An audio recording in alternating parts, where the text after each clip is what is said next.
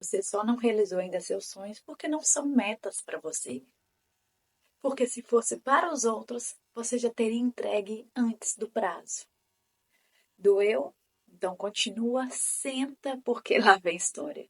Você já parou para pensar nessa frase, como ela é forte e verdadeira? E como ela tem a ver com a nossa expansão de consciência? Você não entrega algo para você, mas você entrega para o outro. Você faz questão de ser pontual, de correr atrás para que tudo dê certo. Aí eu te pergunto, e para a sua vida, o que que você tem feito? Nada. Ou então, mais ou menos. Eu vi um Reels do Instagram, nem sei se pode falar esse nome aqui, mas falando sobre isso. E eu fiquei assim, chocada com apenas essa frase inicial. Eu falei, como a gente desloca, a gente move tanta energia para cuidar do que é do outro e não cuida da gente. E isso vem com tanta coisa envolvida junta, porque muitas vezes a gente deixa de fazer o que é para o nosso bem, para a gente agradar o outro, mas não é porque a gente não quer, é porque a gente está sobrecarregado. E por que que a gente nos sobrecarrega? Porque a gente tem, antigamente, com certeza, traumas, crenças e imposições que nos colocavam sobrecarregados, ou visões que a gente via da nossa família, de pessoas próximas, que colocava que a gente precisava viver sobrecarregado. E o tempo que a gente precisa ter para a gente não tem. Eu vou citar um exemplo de uma crença que eu tinha até um tempo atrás, esse ano ainda. É, meu marido chegava em casa, eu não podia estar, tipo assim, sabe quando você termina de almoçar e está descansando? Não, eu não poderia estar descansando. Ele ouvia o barulho do portão, eu já levantava para fazer alguma coisa, para parecer que eu estava sendo útil, que eu estava trabalhando, que eu estava fazendo alguma coisa, sendo que, tipo assim, eu já poderia ter feito tudo, e mesmo se eu não tivesse feito, mas eu me sentia sempre na obrigação de mostrar que eu estava fazendo algo. Por quê? Será que eu precisava ser validada das minhas capacidades? Será que alguém precisa o tempo inteiro estar vendo o que você precisa fazer para você ser uma boa pessoa? Com certeza isso é um trauma que veio na minha infância por alguma coisa que eu não entendi o porquê, mas que eu consegui enxergar e já me curar. Hoje ele pode chegar, se eu estiver sentada não fazendo nada, eu vou permanecer não fazendo nada, eu vou falar: oi, tudo bem?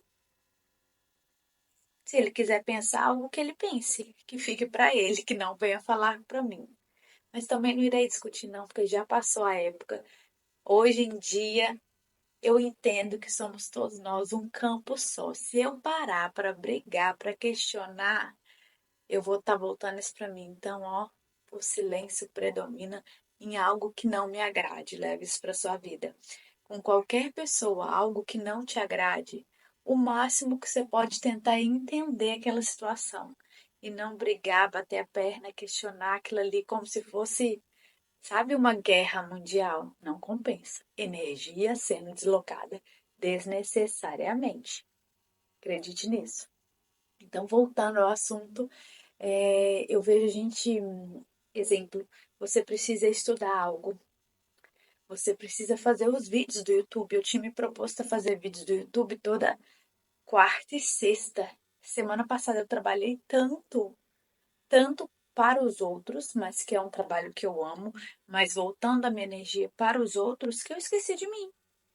Eu, quando veio, passou a quarta, eu estava lotada de serviço, mas assim, chegou a hora de dormir, eu fui dormir. Já que eu estava lotada de serviço o dia todo, por que que eu não acordei mais cedo? Ou porque, Camila, você já acorda muito cedo, mas então por que que eu não gravei mais tarde? Tem as crianças sem fazer barulho. Não, se eu quisesse, eu dava um jeito.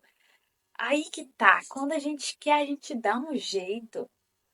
E aí, na semana passada, saiu apenas um vídeo, que foi o de o que eu fiz, que você não deve fazer na ressonância harmônica, né? O erro que eu cometi. E essa semana eu falei, para compensar, eu vou gravar vídeo a segunda, quarta e sexta. Porque eu coloquei de propósito.